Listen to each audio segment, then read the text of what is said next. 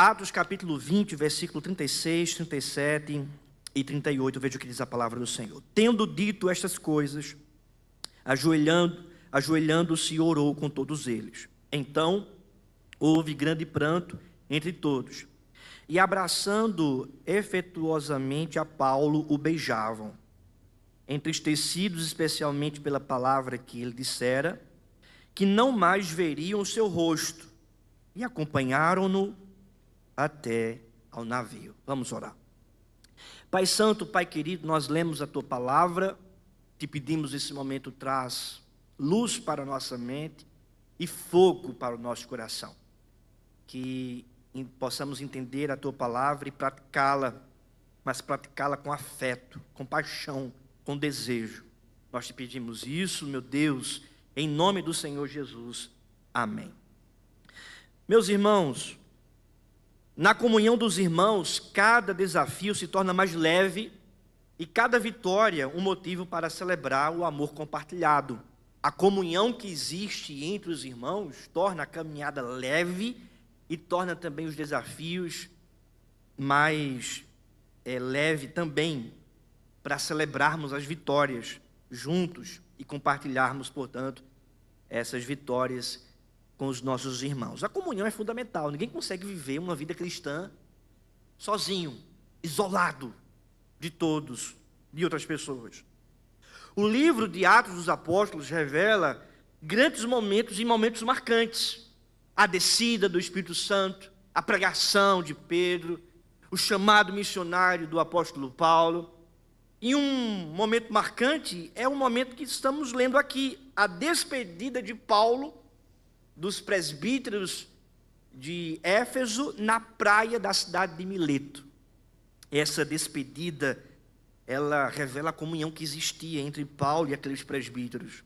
Essa despedida revela como Paulo tinha uma comunhão profunda com aqueles presbíteros e como aqueles presbíteros tinham uma comunhão profunda com o apóstolo Paulo. Porque houve lágrimas naquela despedida. Houveram lágrimas naquela despedida. Houve pranto. Houve oração. Houve afeto. Houve abraço. Houve comunhão explícita. Comunhão profunda. Comunhão espiritual. Em um tempo, irmãos, de comunhão superficial, de amizades superficiais. Nós olhamos para essa narrativa e nós percebemos como deve ser a comunhão da igreja e principalmente como deve ser a comunhão da liderança de uma igreja. É sobre isso que eu gostaria de tratar. Os pilares da comunhão espiritual. E eu não trato aqui especificamente da comunhão da igreja com Deus, mas eu trato especificamente da comunhão dos irmãos, da comunhão de um irmão com o outro, da igreja, e especificamente também da comunhão da liderança, porque nós estamos olhando aqui para a liderança, presbíteros de Éfeso e o apóstolo Paulo, os pilares da comunhão espiritual. O primeiro pilar, irmãos, se chama a oração mútua. A oração mútua. Veja o que diz o texto, versículo 36. Vamos ler uma só voz? Tendo dito estas coisas, ajoelhando-se, orou com todos eles. O texto nos mostra que Paulo, ele se ajoelha e ora com todos. Ele não ora apenas com um ou com outro, mas ele ora com todos eles. Antes da partida, Paulo se curva e ora. Antes mesmo dele sair e ir para o navio, Paulo está de joelho, orando com seus irmãos da fé, orando com seus companheiros de presbiterato, de pastoreio, até porque Paulo anteriormente afirma que o presbítero foi constituído bispo da igreja para pastorear, ou seja, para ser pastor da igreja que não é sua, mas da igreja que é de Deus. Esse ato simboliza comunhão espiritual, e essa comunhão espiritual profunda que havia sobre eles, e entre eles, eles estavam orando em um momento ímpar, em um momento singular. Se queremos ter uma genuína comunhão espiritual com os nossos irmãos, nós precisamos também orar. Se nós queremos ter uma comunhão genuína com os nossos irmãos, nós precisamos ter oração mútua. Se nós queremos ter uma comunhão espiritual correta, certa, verdadeira, nós precisamos orar uns pelos outros. Por isso que a prática da oração em dupla, em trio, ou junto com toda a igreja, ela é fundamental para a comunhão da igreja. Nós não podemos nos isolar, nós não podemos ficar no nosso gueto espiritual. Nós precisamos sair para estar na igreja local que Deus nos colocou, para orarmos uns pelos outros, para sabermos das dificuldades, dos anseios, das adversidades dos outros e assim orar uns pelos outros. E eu faço essa pergunta para você: você tem feito isso? Antes da despedida, Paulo orou. Você tem orado antes das suas ações? Você tem orado antes de você realizar algo? Você tem orado antes de você agir? Eu faço essa pergunta para você, que a oração uns pelos outros, essa oração mútua, revela a prioridade que nós devemos ter na igreja, que é orar. Antes mesmo da gente agir, antes mesmo da gente falar, a gente precisa orar. Antes mesmo de Paulo se despedir aqui, Paulo orou com eles. Isso é fundamental. Você tem orado pelos seus líderes antes de agir em relação a eles? Você, líder, tem orado pelas ovelhas do Senhor antes de agir em relação a elas? Nós temos orado uns pelos outros. Percebemos que aquele colegiado de presbítero é um colegiado de oração. Assim também, o colegiado de presbítero que deve existir da IPBU deve ser um colegiado de oração. E isso deve refletir na vida da igreja. A equipe, o departamento, o grupo, primeiramente precisa ser um grupo de oração, um departamento de oração, uma equipe de oração, porque a primeira coisa que a gente deve fazer é orar, é clamar pela presença de Deus, é pedir sabedoria para andarmos de acordo com a sua santa vontade, é agirmos de acordo com o Espírito Santo, e a gente só consegue fazer isso tendo uma vida de oração. Tendo uma vida de oração. Portanto, antes mesmo de falar, faça essa pergunta para você: eu orei sobre isso? Se a resposta for não, então não fale. Fale primeiramente com Deus. Antes de você agir, faça essa pergunta para você: eu orei sobre isso? Se a resposta for não, então primeiramente fale com Deus. Além do mais, essa oração uns pelos outros é ensinada pelo próprio Senhor Jesus. Paulo fala que Jesus, ele intercede por nós.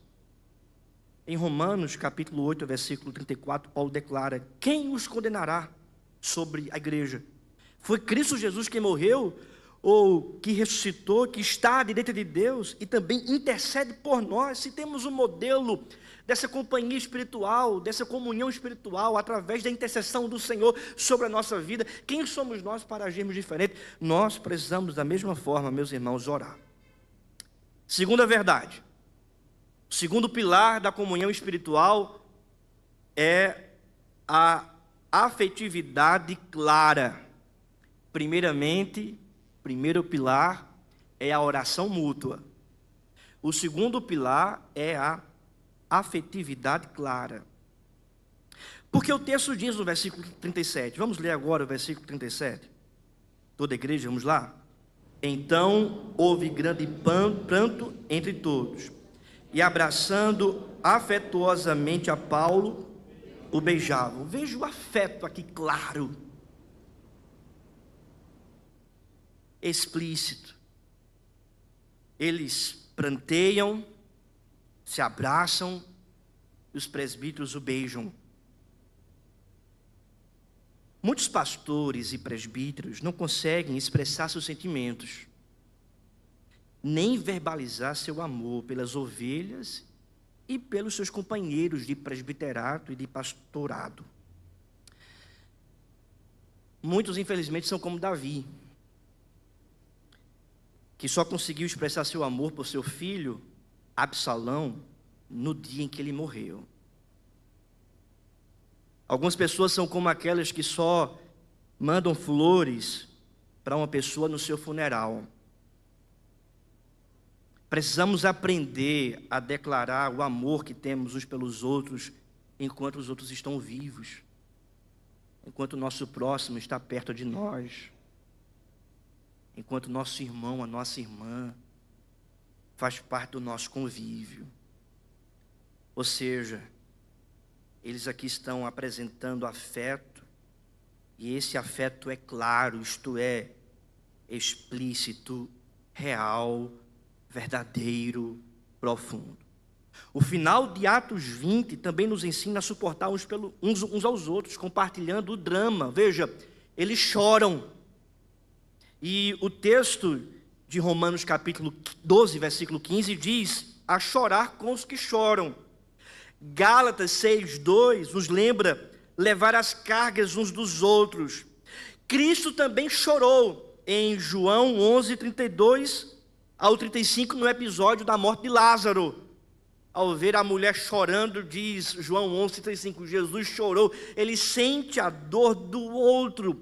Da mesma forma, se nós queremos ter comunhão espiritual profunda entre nós, entre os irmãos, e especificamente entre a liderança, nós precisamos sentir a dor do outro, chorar com o outro, sentir a agonia do outro, as dificuldades do outro, se importar com o outro, sabendo que o outro é parte do corpo, porque somos membros unicamente do corpo de Cristo.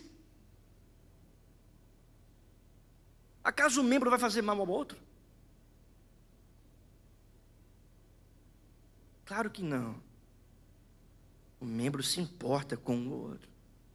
E atenção, meus irmãos, deve-se evitar todo desgaste emocional entre a liderança e entre os irmãos da igreja.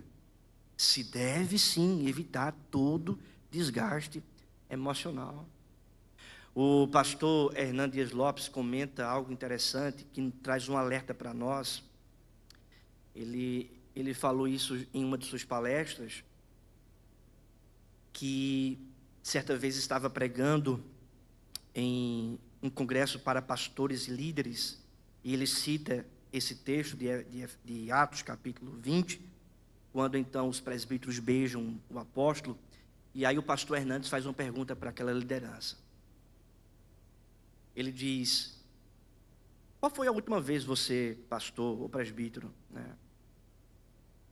Ele faz a pergunta para o pastor especificamente: qual foi a última vez, pastor, que você beijou o seu presbítero? Aí teve um pastor lá atrás que levantou a mão e disse: vontade de beijar nunca tive não, mas de morder sim.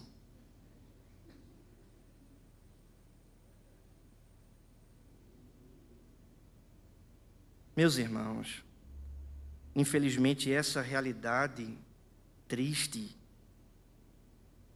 de um relacionamento desgastado entre a liderança, entre a igreja, essa infelizmente é a realidade de muitas igrejas por aí. A pergunta que nos cabe é: nós vamos permitir que isso aconteça entre nós? Vamos permitir chegar nesse ponto? Nós vamos permitir desgaste emocional no meio de nós? E a resposta é não.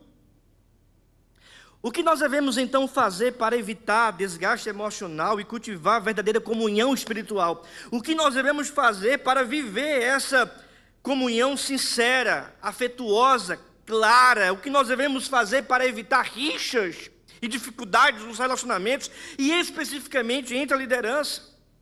Irmão, segue algumas observações e respostas em relação a isso. Primeira coisa, precisamos ser sinceros e claros, porque não existe confiança e comunhão sincera, genuína em mentiras. Precisamos ser sinceros e claros, precisamos falar a verdade e sermos claros naquilo que nós falamos. Precisamos trazer, de fato, clareza para o outro. Nós não podemos agir com indiretas, nós não podemos agir com malícia, nós não podemos agir com malandragem, pelo contrário, nós precisamos agir com clareza, com sinceridade, com confiança. até mesmo nas questões interpessoais na igreja. Lembra, por exemplo, de Cloe, que Paulo escreve para a igreja de Corinto, tratando dos problemas de Corinto, e sendo muito claro: eu fui informado pelos membros da casa de Cloe. Quem informou? Os membros da casa de Cloe.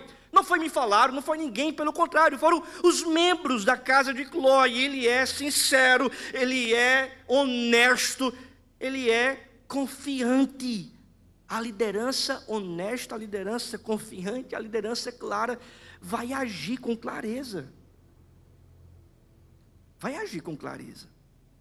Segunda coisa, precisamos ser humildes. Paulo, ele se humilha, ele se ajoelha. A humildade aqui. Ele não é dono daqueles presbíteros. Os presbíteros não são donos de Paulo. Ele não é dono da história, da missão, da igreja. Pelo contrário, ele está demonstrando aqui muita humildade. Ele está se curvando diante de Deus, mas também diante dos seus pares, para orar por eles. Precisamos agir também, irmãos, com humildade para preservar a comunhão espiritual. Nós não somos donos de nada. Nós não somos empresários aqui. Nós somos servos de Deus apenas. Amém? Terceira coisa, precisamos dar maior honra ao próximo do que a nós mesmos. Precisamos dar maior honra ao próximo do que a nós mesmos. Quando nós agimos em conformidade com esse princípio bíblico revelado por Paulo em Romanos, de dar honra mais ao outro do que a nós, nenhuma confusão, nenhum mal-estar vai prevalecer. Porque a honra não está no meu querer, a vontade não é prevalecer o que eu quero, a vontade é honrar o outro. É agradar o outro, é ser suporte para o outro, é colaborar com o outro. Quarta coisa, precisamos ser tolerantes sobre aquilo que não é essencial. Ou seja, precisamos tolerar aquilo que não é essencial, aquilo que não é questão de pecado, de morte, de vida, de obediência. São coisas secundárias, e coisas secundárias nós precisamos tolerar, nós precisamos abrir mão, nós precisamos apoiar, nós precisamos colaborar, sermos colaboradores. Quinta coisa, devemos repreender toda e qualquer maledicência. Porque se tem uma coisa que Satanás opera para querer causar divisão e destruir a igreja de Cristo, é a fofoca, é a maledicência. E meus irmãos, nós precisamos estar atentos a isso, porque tem muita maledicência e fofoca em tom de piedade, em tom de preocupação, em tom da obra de Deus. E aí você tem que repreender isso, você tem que dizer: meu querido, não fale isso para mim. Se existe alguma insatisfação, fale com a pessoa que você está insatisfeita. Porque você, passando isso adiante, vai gerar divisão, vai gerar rumores, vai gerar maledicência, fofoca. E aí vem uma sexta coisa: devemos conduzir pessoas magoadas ou insatisfeitas, porque deve existir, sempre vai existir no meio de gente que é pecadora. Devemos conduzir pessoas magoadas ou insatisfeitas a seguirem as orientações de Jesus, registradas em Mateus 18, 15 a 20, porque o Senhor Jesus falou: se tem alguma coisa contra o irmão, vai em particular com o irmão e resolve tu e ele. Se não conseguiu resolver, chama uma outra pessoa. Se não conseguiu resolver, então chama a liderança da igreja. Esse negócio de dizer eu sou sincero, eu resolvo tudo em público, dou a quem doer, isso é antibíblico, vai de encontro às orientações do Senhor Jesus. Se tem uma coisa para resolver, vai em particular. Se tem um problema, vai em particular. Se existe uma insatisfação, vai em particular. Se resolveu, amém. Se não resolveu, chama mais alguém para resolver. Se não conseguiu, chama então os presbíteros da igreja, a liderança para a igreja, para resolver aquilo ali. Isso vai, portanto, neutralizar a maledicência, as fofocas indiretas e em tom de piedade, para então receber a instrução do Senhor Jesus, procurar a pessoa e resolver com a pessoa. Sétima coisa, devemos praticar nossa função no corpo de Cristo. Porque se temos comunhão e queremos ter comunhão espiritual, essa comunhão envolve coparticipação. Ou seja, precisamos agir na nossa função, realizar a nossa função no corpo de Cristo. E mais, meu querido irmão, oitava verdade, devemos nos limitar em nossa função no corpo de Cristo. Por quê? Precisamos fazer isso para não realizar algo que não nos compete, ou querer exercer um dom que Deus não nos deu para exercer, atrapalhando o exercício ministerial do outro. Porque cada um recebe dons espirituais. E esses dons espirituais podem ser exercidos. Quando a gente, portanto, sai do nosso dom para querer interferir na função do outro membro no corpo de Cristo, a gente vai estar, de uma certa forma, atrapalhando o outro a realizar o seu dom. Isso não quer dizer, claro, que a gente não pode cooperar, que a gente não pode ajudar, que a gente não pode instruir, que a gente não pode falar. Claro que a gente pode. O que não pode é achar que a gente tem lugar do outro para exercer aquilo que Deus colocou para o outro exercer.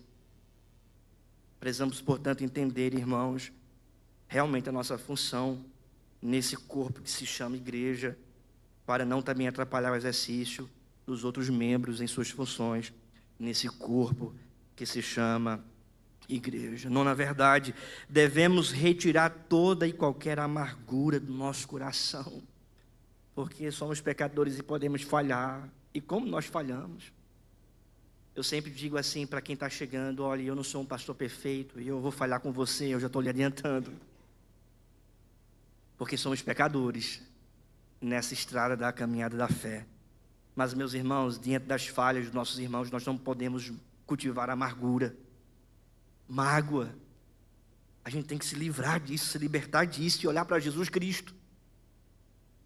E se apropriar de Cristo, da verdade de Cristo. 10ª e última verdade: precisamos cultivar a benignidade, a paciência e o perdão. Somente assim teremos, de fato, comunhão espiritual e vamos evitar todo desgaste emocional, praticando a benignidade, a paciência e o perdão. Nós precisamos dizer: me perdoe, meu irmão, me perdoe, minha irmã, até mesmo pelos erros que talvez você não tenha cometido, mas pelo bem-estar, você deve também dizer: me perdoe, meu irmão, me perdoe, minha irmã, eu vou fazer de tudo para ter paz com você. Não foi isso que Cristo fez? Ele não fez de tudo para termos paz com o Pai? Ele morreu pelos nossos pecados, para apaziguar a ira de Deus. Mesmo Ele sendo perfeito, recebeu o pecado da humanidade, do seu povo, dos eleitos, para possibilitar-nos ter paz com Deus. Lembre-se das palavras do apóstolo Paulo: não entristeçais o Espírito de Deus, no qual fostes selados para o dia da redenção. Não entristeça o Espírito Santo de Deus. Longe de vós, continua Paulo, longe de vós toda amargura, cólera, ira, gritaria, blasfêmia e assim toda malícia. Longe de vós esse círculo: amargura, cólera, ira, gritaria e blasfêmia e malícia. Rompa esse ciclo. Exclua isso do seu coração. De que modo? Antes, diz Paulo, sede uns para com os outros benignos, compassivos, perdoando-vos uns aos outros, como também Deus em Cristo vos perdoou. Perdoando-vos uns aos outros, o perdão mútuo. Quais são os pilares da nossa comunhão espiritual? A oração mútua, segunda verdade, a afetividade clara. Nós precisamos promover isso em nós. Nós precisamos ser bons uns para com os outros. Nós precisamos amar uns aos outros, demonstrar afeto. Se existe insatisfação ou problema, procurar a própria pessoa conforme a palavra do Senhor Jesus para tratar. E aí, ir caminhando a orientação do Senhor. Não permitir nenhum tipo de amargura em nosso coração. Praticarmos o perdão. Demonstrarmos afeto. Será que a gente poderia ter uma igreja assim? Mais calorosa? Será que a gente vai ter um conselho assim, Reginaldo? Afetuoso, caloroso. A minha oração é que sim. Deus permita que sim. Que a gente colabore para que isso aconteça. não somente na liderança da igreja, mas na própria igreja, porque a liderança reflete, aliás, a igreja reflete a sua liderança. Temos amor de abraçar,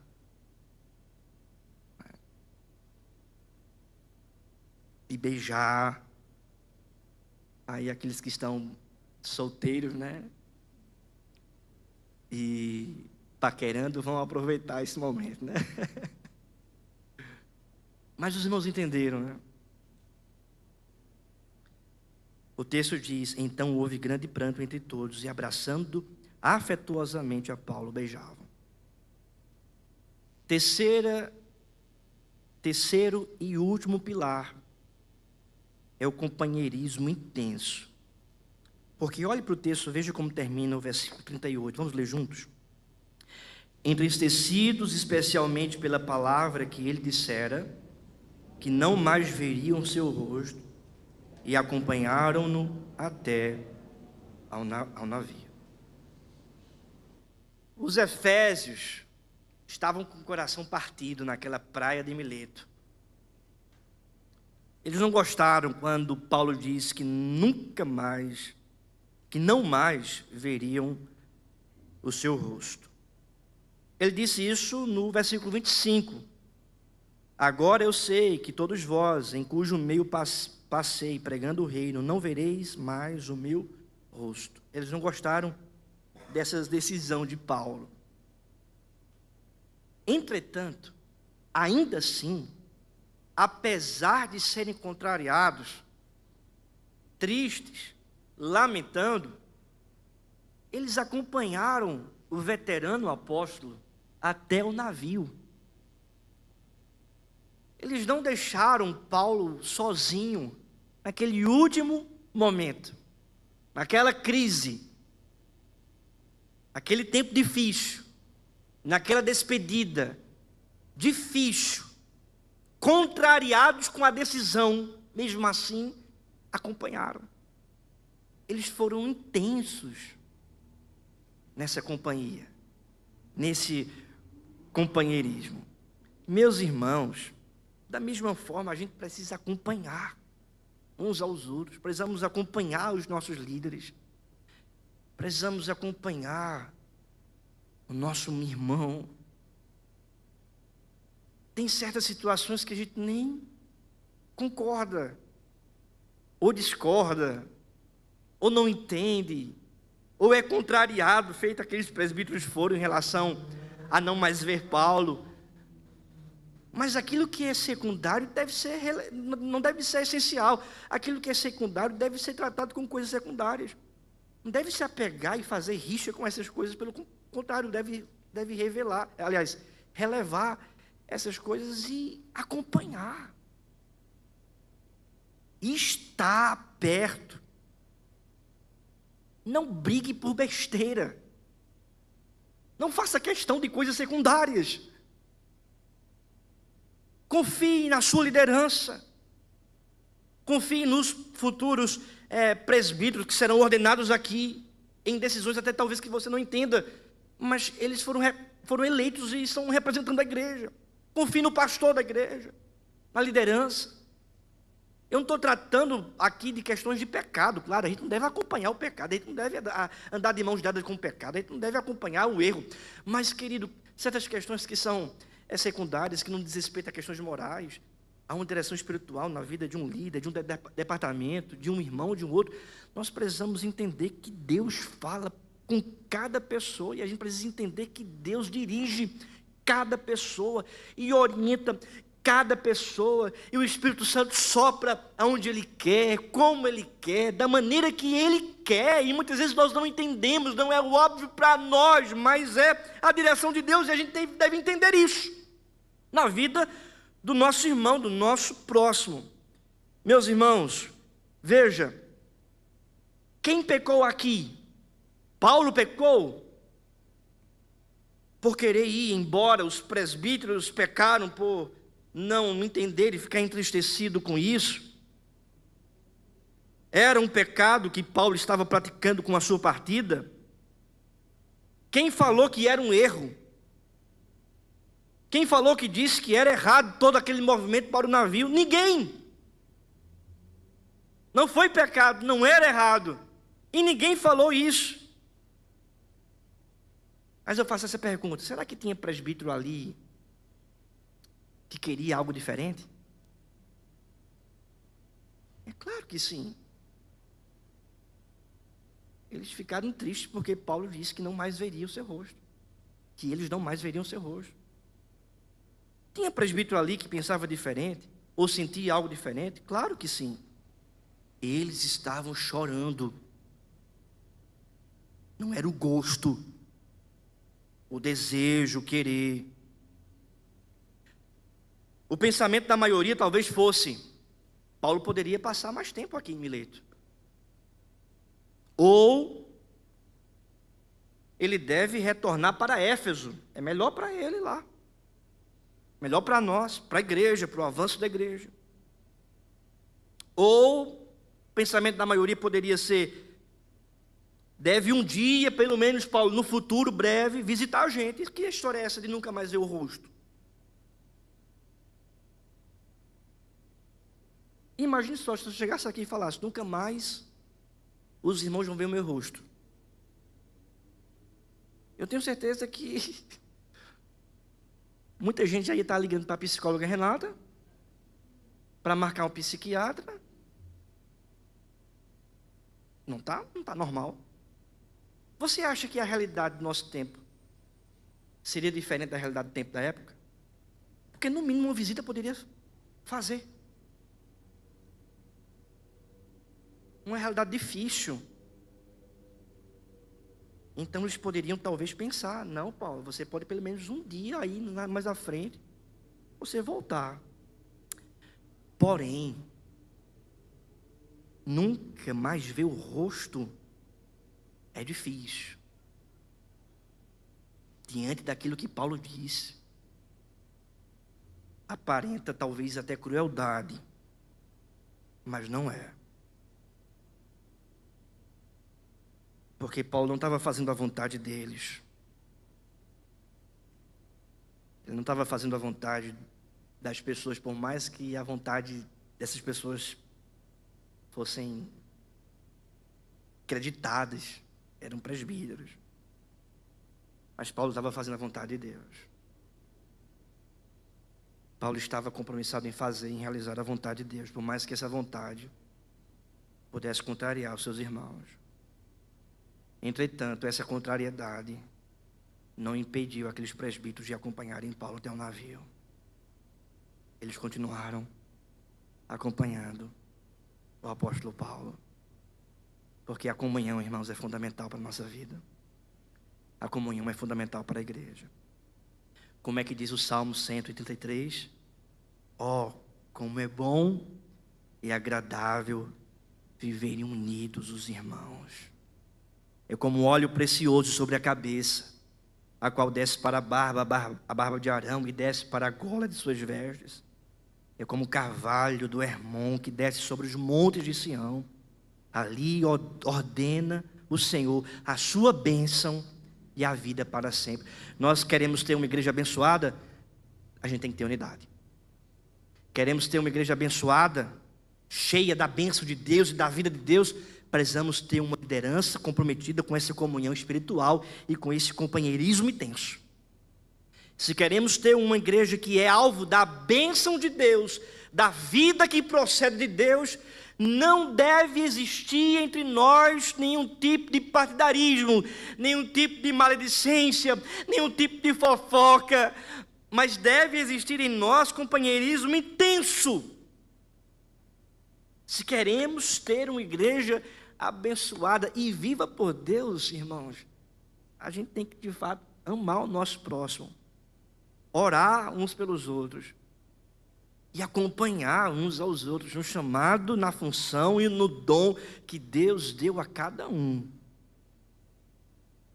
A liderança em Atos 20 é marcada por esse muito amor e por esse companheirismo. Além do mais, irmãos, quando não existe companheirismo, ninguém fica na igreja. Gente que não faz amigo na igreja não permanece na igreja. Não por causa do amigo, mas porque isso é fundamental. para a igreja existir. A comunhão deve existir. Comunhão e evangelização são temas profundamente conectados, por isso deve existir essa comunhão espiritual sincera. Quais são os pilares, portanto, dessa comunhão espiritual? Primeiro pilar, a oração mútua. O segundo pilar, a afetividade clara. E o terceiro pilar, o companheirismo intenso. Eu concluo, irmãos, esse estudo, essa pregação, fazendo para você 3 perguntas que você deve responder diante de Deus. Não para mim, mas para o Senhor. Primeira pergunta: você tem orado com seus irmãos em Cristo regularmente? Oração mútua é um pilar. Você tem orado com seus irmãos em Cristo regularmente? Você tem participado dos cultos de oração, dos momentos de oração com seus irmãos? Você tem feito isso? Quando você não faz isso, você não está na comunhão, você está fora da comunhão. E aí tudo pode dar errado nos seus relacionamentos, você com a igreja, você com as pessoas, com a liderança, porque você não está regularmente orando com seus irmãos.